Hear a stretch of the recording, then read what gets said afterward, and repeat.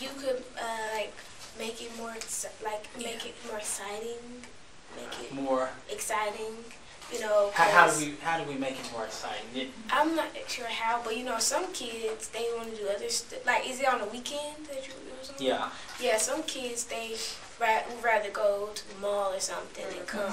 Yeah. And like, so like at my elementary school, we had to do like this thing. I forgot what it was called, but it's like, okay, we had like a 2-week break, and for 1 week we had to go. It was like this school thing that we had to do, but you know nobody really wanted to go. But they had made it a field trip at the last.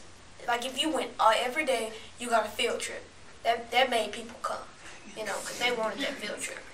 at this one thing, it was called Thrive for Algebra kids. We went to. At the end, if you came every day, they gave you $100. So that would make me come. So make it like something that grabs them, you know, grabs their attention. Yeah. Honestly, with teenagers, say that their dinner will be served. I would go to something that serves food. Yes. I'm serious. That I'll be like, you know, forum sitting with a bunch of, you know, just people nagging at me, but there will be food. Really? I don't know.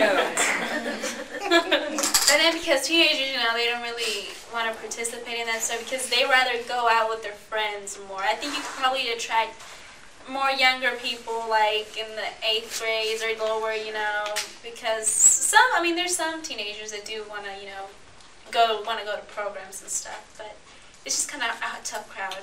Oh, one more thing to answer your question. Getting, I don't know if you did it, but information out to the schools for their like morning announcements and afternoon announcements. That really, you know, that goes to the entire school, and they will listen to it. Yes, that's how I learned about the Pulaski County Youth Leadership thing. How I learned about a lot of things. Yeah, certainly. Like at my school, I mean, there's a lot of girls that would definitely want to do that. Just because, you know, we live in it's an all-girl community, and so everybody, you know, I can't say like for a co-ed for a co-ed school, because you have that influence of the boys and stuff, you know, it's not really working out. But with the Mount community, like everybody's like so helpful with trying to do a lot of activities. Like we do the can drives, the penny drives. We did a shoe drive this year where we collected like a lot of shoes to give to organizations that, you know, that would give them to other people. So yeah, so we get involved and we do a lot of, you know, good stuff, I guess. And then there's some girls that do have their own organizations where they like go and branch out in the community. I think it depends on what kind of student you're focusing towards. Because with an honor student, and most times someone looking part of National Honor Society Beta Club offering hours, like volunteer hours will be given. Those kind of students will come to that for the sake of getting their hours. But focusing I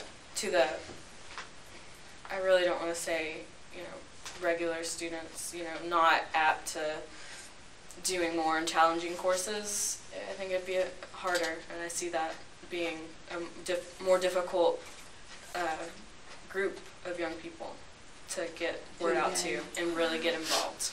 this is what some people like should do. Like, okay, if you want them to come just because not of the things, just because of what they want, just because of the purpose, you should be like, you send out flyers about it, and the certain people that do come after they're done helping and stuff, then you could give them a incentive without them actually knowing that they're getting it, so they're doing it for the right purpose. Mm-hmm. So you know who's doing it for. And like oh yeah, yeah. Just because there's an incentive, I mean, if you come for the incentive, it's not right, you know. I think you're talking about a total social change. Yeah. And you would have to be comfortable with the fact that not as many people will come or stay. And I think that, I mean, as far as not offering some other thing than just the reward, if it's with any company, you see the advertisements, you're not going to or you find it on the internet or something, you're going to go because there's something out about it, not just, you drive by it. Exactly. Mm-hmm. There has to be something that grabs your attention, and if they like it and they enjoy it, then they'll stay. But as far as having such a social change as we're going to do everything, we're going to do this without anything, without any reward for at least the first initial phase or initiation of it, you have to be comfortable with not having very many people. Like, oh, we got food the first time, we're going back again with some more. So, do you think maybe it'd work if the first time you did have an incentive, but then kind of, like you said, it starts with just a few people to kind of get those that were interested the first time, say we're going to do more things like this, but we may not be able to have food the next time. Do you think you might come?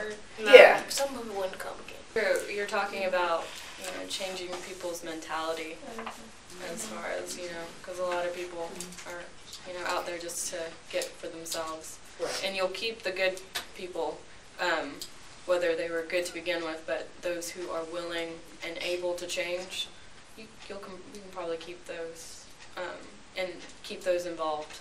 But there are just some people that won't.